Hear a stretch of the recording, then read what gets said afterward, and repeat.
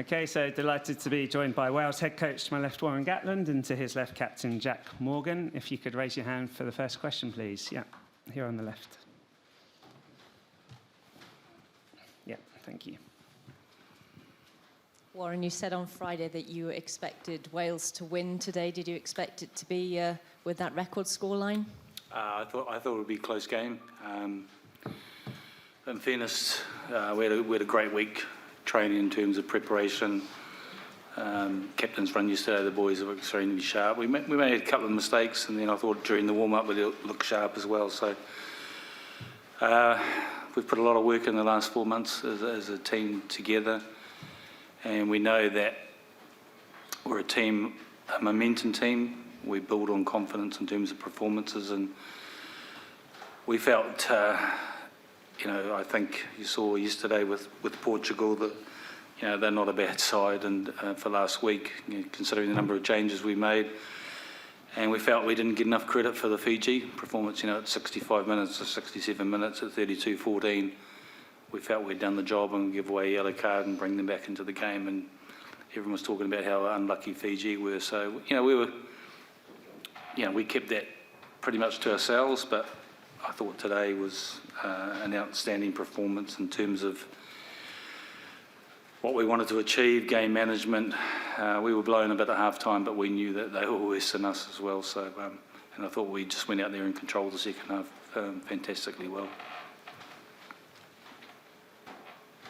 Yeah, one here, and two there. Warren, what was the most pleasing aspect of that performance for you? Oh, the fact that they didn't score any tries. I thought we spoke at half-time about some of our line speed. We didn't feel it was good enough to start with in terms of getting off the line. So that was a big focus for us at half-time, just making sure that we were a little bit more aggressive the first 3 or 4 steps. We definitely improved in the second half with that. I thought Gareth Davies did a fantastic job in sort of leading that aspect of the game. But I thought our game management in terms of keeping the scoreboard ticking over, it was pretty close in the first 15-20 minutes, which all test matches are going to be, because people don't lie down in that first period, and but we just grew into the game and got better. We've had a fantastic week in terms of the preparation, in terms of the clarity that we're trying to deliver to the players and the squad. And I felt, and I spoke to the coaches during the week, and I said, we could be a reasonable team going forward. And just to follow up on that, sorry, I don't know what the final stats were, but at half-time you'd made significantly more tackles than Australia. Is it fair to say that you're a comfortable side when you don't have the ball? Oh no, we want the ball. But I think the game at the moment, as we speak about, it's probably a little bit favoured to the defensive teams in terms of turnovers and stuff. And sometimes with Test match rugby, you go through a period where you might be defending for a period, but the momentum will change at some stage, and then how do you work on that and capitalise on that? And so I thought we were pretty clinical in a lot of areas. There's probably a few things in opposition 22 we need to tidy up in terms of creating a bit more width. We got a little bit narrow at times, but I thought we were that first line out stuff where Jack's gone through and then passed to Gareth. I thought we were sharp there. We created some opportunities, and they never really threatened us from an attacking perspective, which was very pleasing from our side of our point of view. Thanks, Warren. Yeah. Warren, just a word on Gareth Anscombes and the way that he managed the game, coming on after just 10 minutes and doing as well as he did. Yeah, I thought we went with Gareth in terms of his experience. He wasn't 100% happy with his game last week. We know he's come back from injury and had been underdone and stuff, and hadn't had a lot of the preparation time with the squad in terms of when he broke his thumb. but we went with that experience, and I think he really stepped up tonight, and probably last week's game was one that he needed under his belt to get through that. I thought he defended well, made some really telling tackles, kept the scoreboard ticking over with threes and the drop goal as well, and so it was a pleasing performance from him.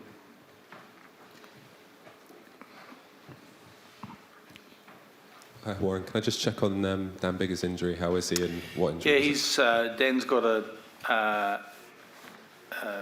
he's just stretched his pec, so we're not too sure. I haven't spoken to the medics, but I spoke to Dan, and they're saying it's probably a couple of weeks. So we've got 13 days break now between before we take on Georgia. So that potentially rules them out of maybe that match, just to recover.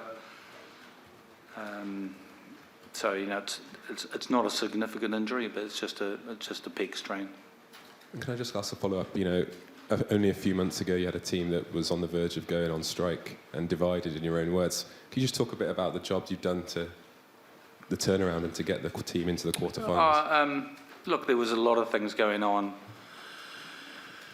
before the Six Nations, and then contract issues and players being offered, and for them, just understanding the frustrations from them in terms of their security and future and families and stuff, and I fully understood that, and probably I didn't realise at the time the impact that had on the coaching staff, and probably even myself. I kind of went, I've just got to sit back and let things unfold, and potentially wait until after the Six Nations, and then when you can get a squad together, and we've been together nearly 4 months now.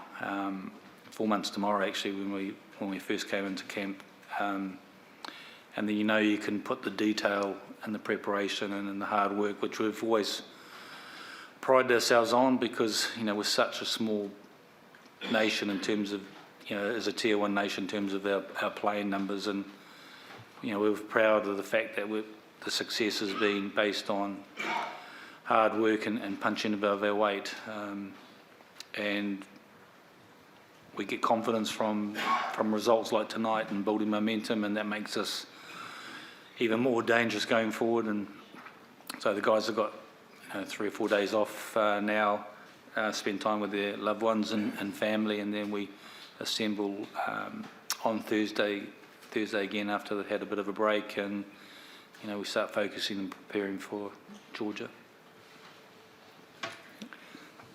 Warren, can you just say the man on your left, the role that he's played in that 4 months, and again tonight the performance that he had? I think he's probably a little embarrassed. I think he's growing into this role. It takes a little bit of time. He's still a young man, and I kind of threw him in at the deep end, but he's been absolutely outstanding. I said to him on the way here, I thought he spoke brilliantly during the week, spoke well yesterday and today, and just a huge amount of admiration for him. And I can't understand any of his Welsh, but so he's definitely a player of the future. We're blessed at the moment with sevens in Wales, and we've got Jack, and having spoken to Jack earlier on, where do you see yourself? And he said he's a 7, and I know he's been playing 6 and can cover the back row. And then we've got Tommy Rafael and Tame Basham as well, and other quality loose forward number 7s in Wales.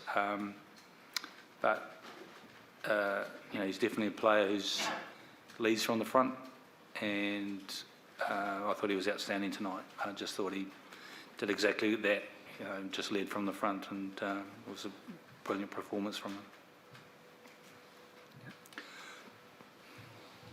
Warren, how far can you go in this tournament? Hopefully we can make the quarterfinals.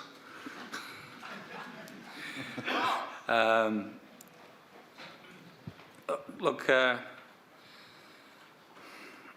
we haven't looked past anything yet. We've just kind of, it's been focused on one game at a time, and